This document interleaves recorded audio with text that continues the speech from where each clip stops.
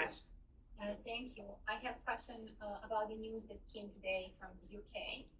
Rishi Sunak made a U-turn and he announced that he's going to attend COP27 after all. Does the United States welcome Sunak's decision? And if you can tell us a little bit more about the US-UK areas of cooperation when it comes to energy security and investment in the renewables, as it seems that this is the priority for the new Prime Minister.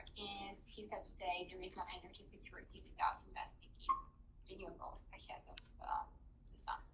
Well, our British allies have always intended to be robustly engaged in the upcoming COP27. We certainly welcome the fact that the Prime Minister will be attending. Without speaking for the President, I imagine that the President will look forward to seeing the Prime Minister there.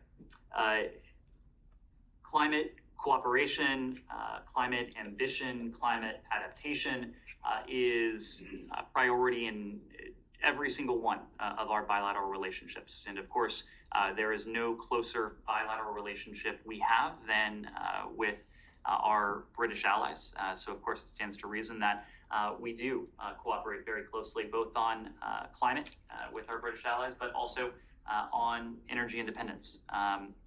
And we have discussed at length the steps that we're taking with the UK and with our European allies regarding efforts to see to it that all of our countries, the United States and the UK included, grow more resilient to potential energy shocks and ultimately grow more energy independent. This is exactly the point that Secretary Kerry was making a moment ago.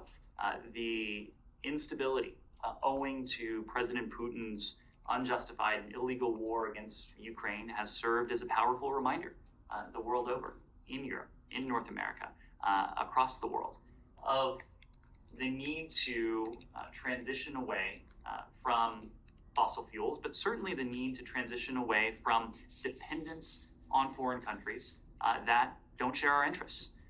We've been reminded of this even recently with some of the weaponization of energy that we've seen from Russia.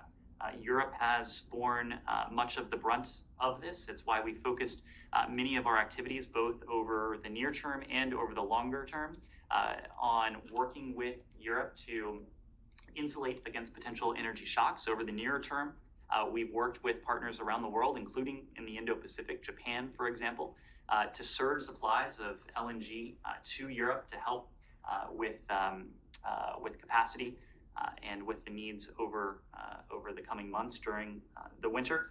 We've taken steps here in our own country to increase exports of LNG to Europe. We've taken steps here to increase domestic energy production as well, and we're exporting more than we have before. And that's in addition to the President's decision to tap into the Strategic Petroleum Reserve to release 180 million barrels of petroleum for those same purposes as well. Over the longer term, we're also looking at this not in terms of weeks and months, but also years.